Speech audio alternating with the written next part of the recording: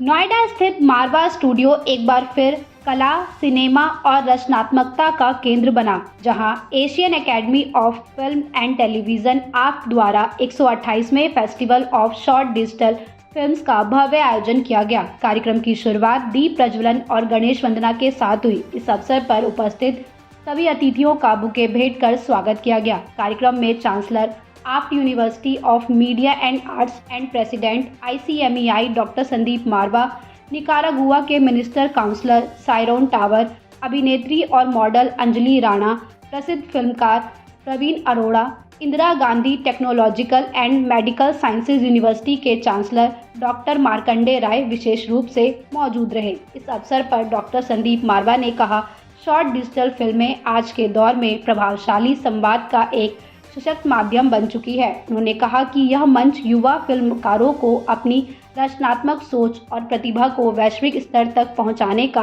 अवसर प्रदान करता है। वहीं कार्यक्रम में उपस्थित अन्य अतिथियों ने भी फिल्मों और फिल्म निर्माण के विभिन्न पहलुओं पर अपने विचार साझा किए। बता दें कि कार्यक्रम में लेखक निखिल राज की पुस्तक इफ इट वॉज लव का लोकार्पण भी किया गया। इस अवसर पर निखिल राज ने पुस्तक के विषय पर अपने अनुभव साझा किए। इस अवसर पर विभिन्न विषयों पर आधारित शॉर्ट डिजिटल फिल्मों की स्क्रीनिंग भी की गई, जिसे दर्शकों ने खूब सराहा। वहीं 12 अलग-अलग श्रेणियों में उत्कृष्ट प्रदर्शन करने वाले स्टूडेंट्स को अवार्ड्स भी प्रदान किए गए। कार्यक्रम के दूसरे हॉल में AFT school of fine arts द्वारा आयोजित पेंटिंग एग्जीबिशन का भी अतिथिगण द्वारा उद्घाटन किया गया। कार्यक्रम के अंत में डॉक्टर संदीप मारवा ने अतिथियों को मोमेंटो भेंट कर सम्मानित किया।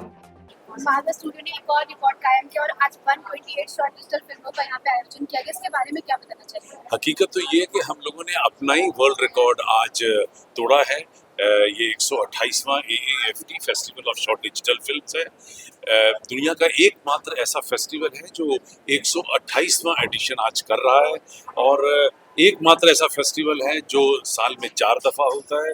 एकमात्र ऐसा फेस्टिवल है जहां 3000 से भी ज़्यादा डायरेक्टर्स को जो 100 मुल्कों से हमारे पास आए हैं, उन्हें अपनी डेब्यू फिल्म दिखाने का इस फेस्टिवल में मौका मिला है।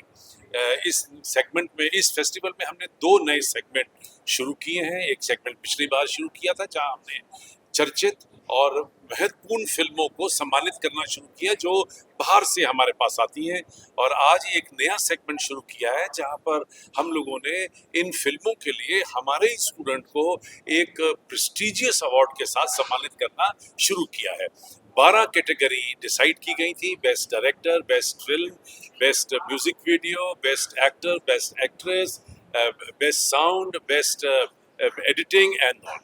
और ये एक प्रथा आज जो AFT में स्टूडेंट्स के साथ शुरू हुई है, कल यही प्रथा आगे बढ़कर किसी फिल्म फेयर अवार्ड या किसी बड़े अवार्ड के साथ इसकी तुलना होगी, ऐसा मुझे पूरी आशा है। सर, इस तरह के यंग फिल्म मेकर्स को आप क्या एक मैसेज देना चाहेंगे?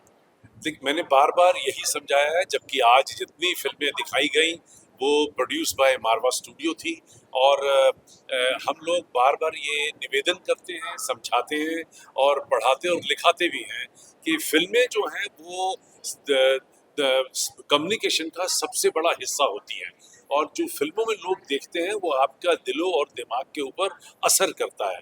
इसलिए फिल्म जो है वो कहीं ना कहीं किसी अच्छे सोशल मैसेज के साथ अगर ख़त्म होती है तो वो एक अच्छा संदेश लेकर लोग थिएटर से बाहर निकलते हैं, ऐसा मैं बार बार कहता हूं, और ये हम लोग प्रभाव पैदा करना चाहते हैं सिनेमा के जरिए, सिनेमा के जरिए। For me, as a great effort also by Marwa Studio to bring short films, a big important messages, which is very strict, very clear, and very simple to understand by the public.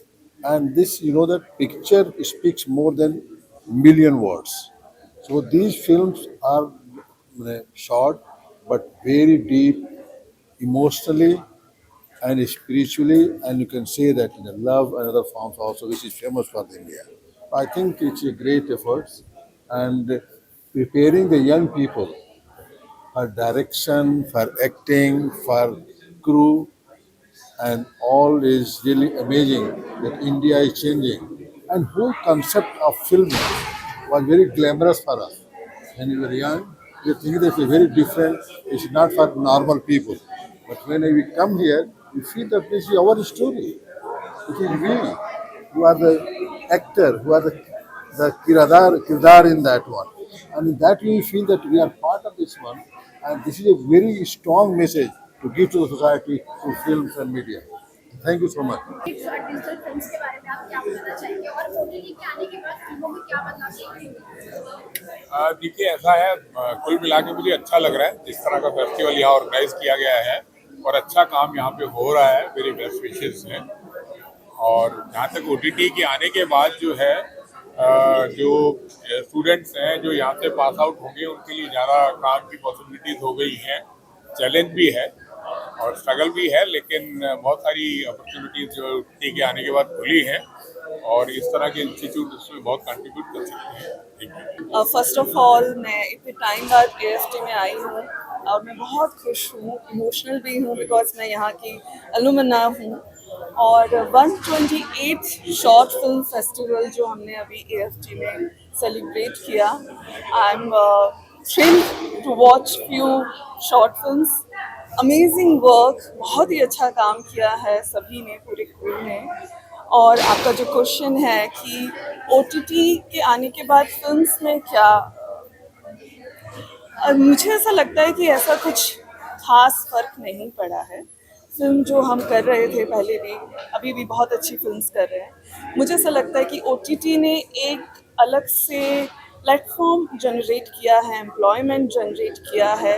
ऐसे films होती हैं जो कि बड़े पर्दे पर हम theatre पे लॉन्च नहीं कर पाते बिकॉज ऑफ वेरियस रीजंस, तो OTT ने उनको एक अपॉर्चुनिटी दी है। कुछ ऐसी स्टोरीज होती हैं जिनको आप ना तो टीवी सीरियल की तरह से आप शोकेस कर सकते हो, ना एक फीचर फिल्म की तरह शोकेस कर सकते हो, ना ही शॉर्ट फिल्म की तरह।